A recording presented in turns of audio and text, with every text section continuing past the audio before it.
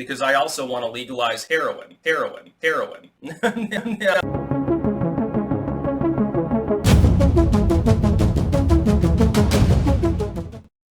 Drug war bad. Laws are racist. Hello, everyone. If you grew up in the United States, then you're used to being inundated with non-stop libertarian propaganda. When it comes to any issue involving someone's liberty, Americans tend to reflect groupthink. Don't believe me? Well, let's talk about the issue of illegal drugs. Here is a challenge that I will pose to you. Using the YouTube search bar, I want you to try and find a video that argues that drugs should be illegal. A video that is in favor of the prohibition of drugs. Try searching things like why drugs should be illegal or arguments for drug prohibition. What you will soon find is that it's impossible to find a video like that. You will find thousands upon thousands of videos advocating for the immediate legalization of all drugs. You will not find a single video arguing for the status quo that drugs should be prohibited. That is because of libertarian groupthink. The idea that drugs should be legalized is not a new idea. The first time I heard someone argue this position was from my own baby boomer parents. Yes, it was the baby boomers that first fought for legalization of drugs. And that position has been cemented in the forefront of American political thought ever since that point, because libertarian propaganda constantly reinforces it. It's for this reason that nearly every political personality on YouTube takes the same position. Even people who have very disparate political leanings. Sargon of Akkad, Stefan Molyneux, Destiny, Vaush, what do all of these people have in common? They all believe that drugs should be immediately legalized. So in this video, I'm going to advocate for a take that is the most edgy, controversial position anyone on the internet could possibly take. That take is that drugs should be illegal and people should be prohibited from possessing them. And in order to express this position, I will be responding to a recent 420 Stoner video by Styxhexenhammer. Given how the pro-drug liberalization position has gone pretty much unchallenged over the last 5 decades, it's readily apparent in this Styx video that the people who espouse this position have become intellectually lazy. Conservatives have sort of come around to this. Like in the Trump populist era, they've left some of the moralism behind.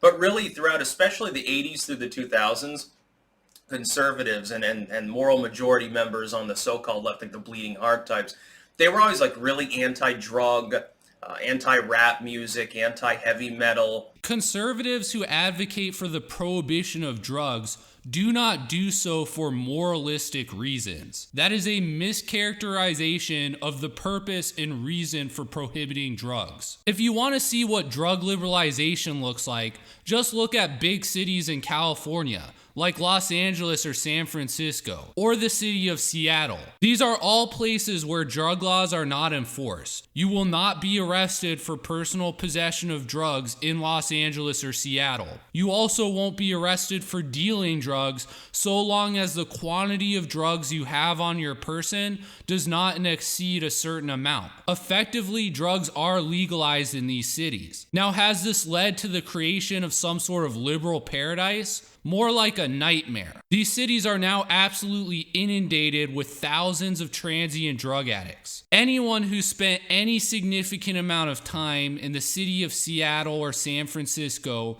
or downtown Los Angeles has had to have seen the rows upon rows of tents where drug addicts live and shoot up day after day. There are no shortage of news stories talking about the epidemic of these people shoplifting, burglarizing cars, prostituting themselves, or panhandling in order to support this destructive individual habit that they have. These people are sick, trapped in drug-induced hazes that they can't escape from. This isn't a state of freedom or a state of liberty. What the liberal state is doing by liberalizing drugs in these cities is let these people destroy themselves. The liberal state just does nothing as these people's physical and mental health slowly deteriorates as they become more and more alienated from any potential family members they're in contact with, more alienated from their community, and more alienated from their own humanity. Only a sick society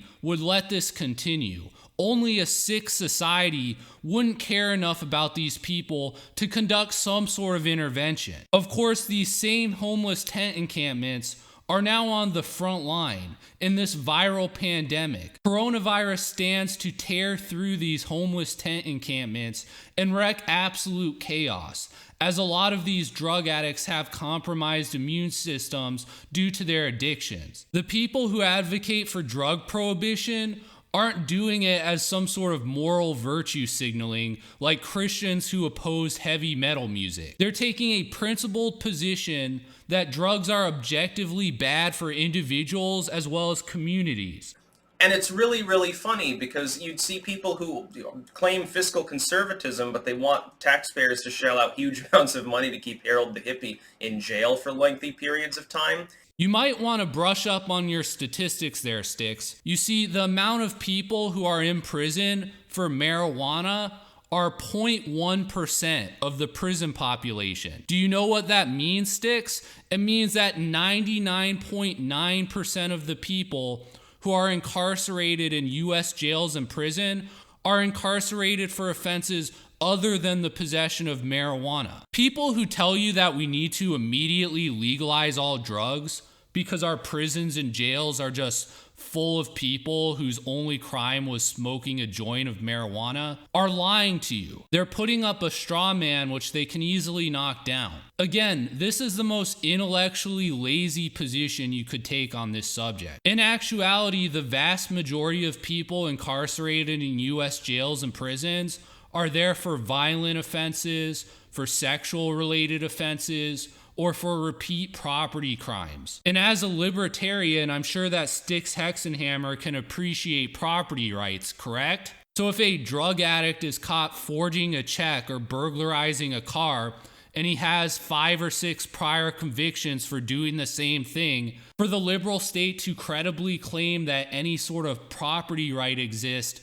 they would have to do something about this person, correct? They would have to incarcerate a person like that at that point, because otherwise you don't have property rights anymore. One cannot really have a drug war or any other sort of moral fight of that kind at the central level taxpayer funded and call themselves a social conservative. So let me get this straight, Styx. Conservatives can't advocate for what you describe as a moral position, that drugs should be prohibited, and then at the same time expect that those laws be enforced through taxpayer dollars, because then they couldn't call themselves social conservatives. But isn't that exactly the sort of thing a social conservative would advocate for? Laws that uphold traditional norms and values? There is nothing hypocritical about someone who considers themselves socially conservative advocating for the prohibition of drugs. Your argument here represents a complete failure of logic. Once again, you have no idea what you're talking about. We always get all these pragmatic liberals. Well, let's have governance that makes sense. All of this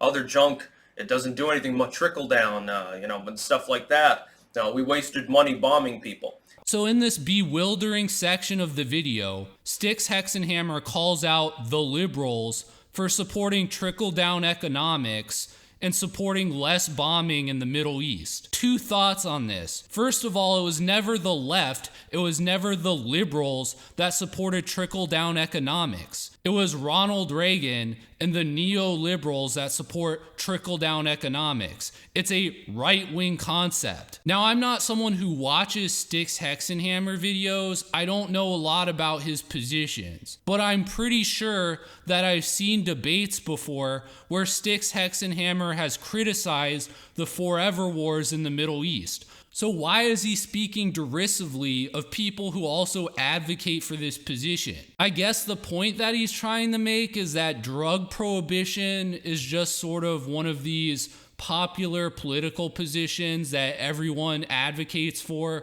but no one really understands. Except that it's the opposite. Drug liberalization is the policy position that everyone just blindly adopts. Once again, if you don't believe me, go on either Google or YouTube and try and find any website or any YouTube video that advocates for drugs being illegal. You will find that it's literally impossible. That is how strong the groupthink is. So to the extent that anyone's advocating a political position, just because it's popular, just because it's part of groupthink, it's Styxhexenhammer. The drug war was championed by people who claimed that they wanted to save money, but had no problem with spending money, jailing people, no-knock raids at 3 a.m. because someone smelled a joint, and stupid things like that. This is yet another straw man, and it makes no sense. Styxhexenhammer indicates that the people who wanted to prohibit drugs, the people who advocated for drug prohibition, did so because they wanted to save money. Yet at the same time,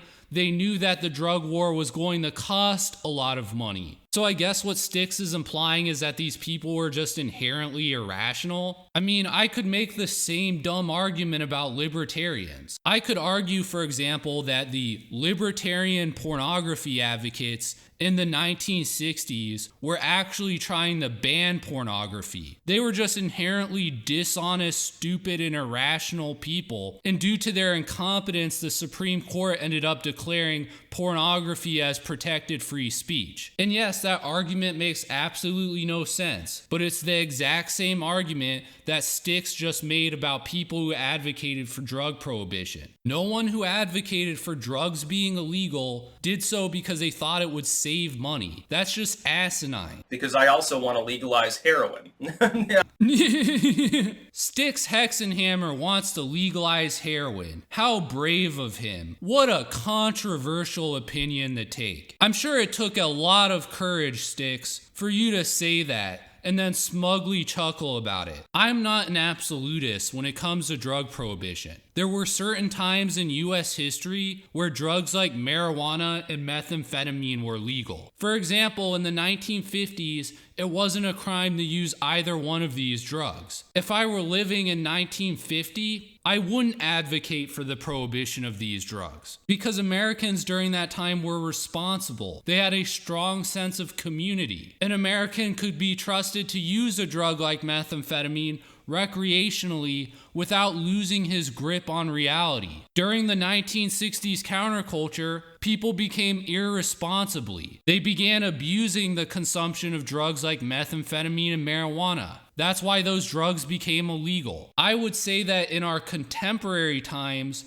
Americans show the least amount of personal responsibility in any time in American history. So given how irresponsible everyone is, I don't believe that drugs like methamphetamine or marijuana should be legal. Now, if that changes, if suddenly we rebuild community in the United States, if people start showing high levels of responsibility, then my opinion may change. One drug, however, that's proved itself to be incompatible with even the most responsible communities of people is heroin. We're taught in public schools in America that Americans were so racist against the Chinese that we passed the only immigration act to single out a particular ethnicity and ban them from entering the United States.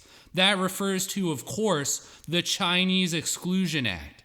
I always thought it was strange how when the Native Americans chose to assimilate and live in European American communities, they were basically accepted. But when these Chinese immigrants came over, everyone hated them. This is especially bizarre given the fact that in contemporary America, Chinese immigrants are considered model minorities. They seem to assimilate very well to American culture. The reality is that these Chinese immigrant communities would bring with them opium dens, opium being the precursor to heroin. These opium dens were absolutely disgusting places. They generated massive amounts of crime during a period of time where crime was highly unusual in American society. This didn't reflect some character flaw on part of the Chinese immigrants. They were drug addicts. And we all know how hard it is to escape a drug addiction. The reason so many Chinese immigrants during that period of time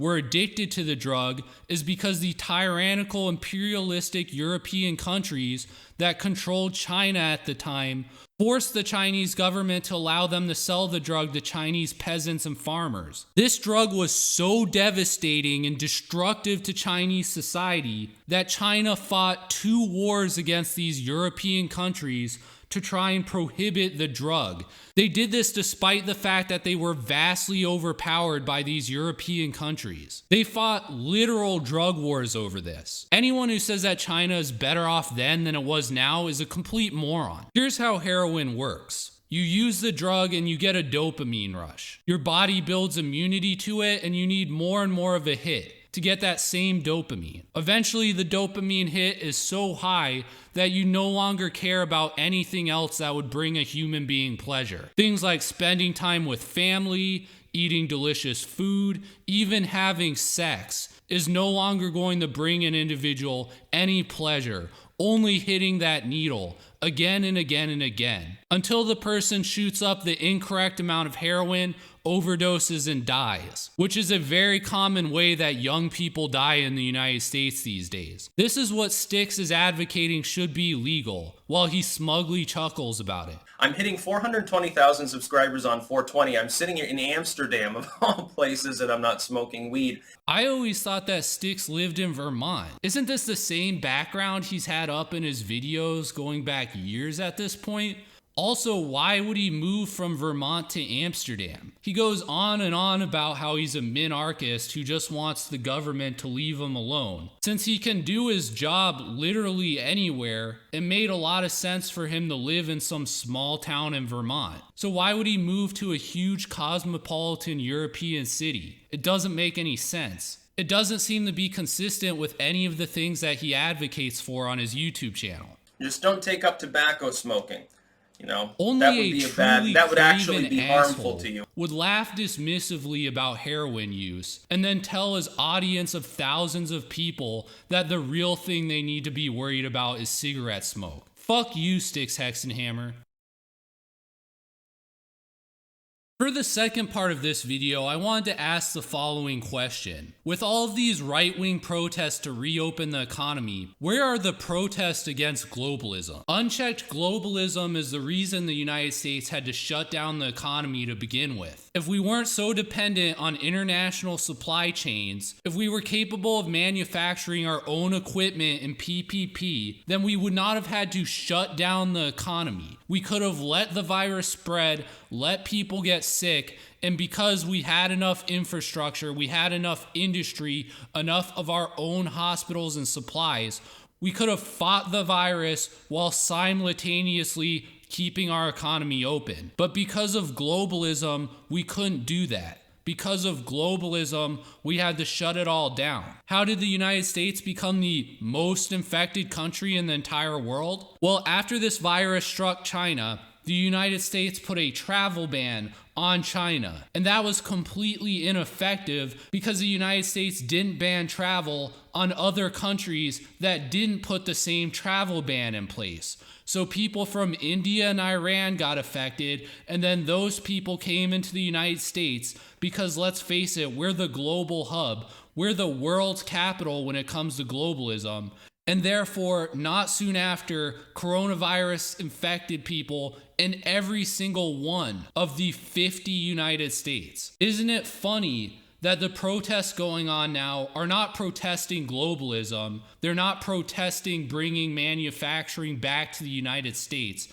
They're protesting the reopen to serve the interests once again of these same multinational globalist corporations. Even a little bit of globalism is cancer. No better example of that exists right now than the nation of Russia. Unlike the woke Western countries, Russia doesn't care if people are going to accuse it of being racist. When the coronavirus hit China, Russia locked down its borders. It's been very aggressive at vetting anyone entering the country and has therefore largely been spared of the virus. I recall watching a video a few weeks ago where Sargon of Akkad was pointing out how Russia's strict immigration and borders policy meant that its economy could remain open. People could continue to go out and live their lives. its culture remained undisturbed. That wasn't until a few days ago when oil prices went so low that they actually went negative. You see, Russia's economy is entirely dependent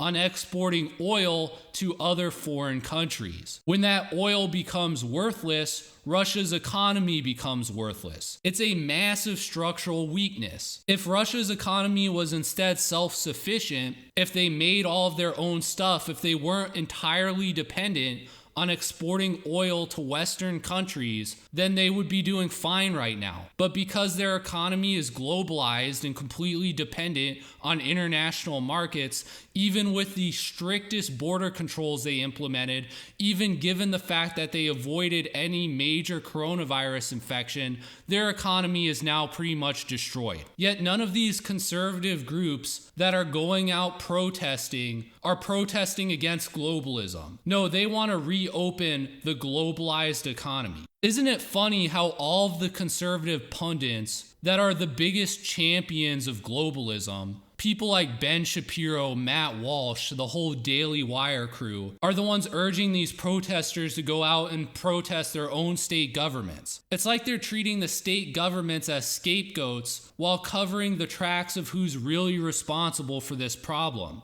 Globalism. If you are one of these conservatives who's thinking about protesting to reopen the economy, don't be a shill. Protest the real enemy, globalization. Anyways, that's all that I've got to talk about for today. If you enjoyed this video and you're not already subscribed to my YouTube channel, also I will try to have another video up tomorrow.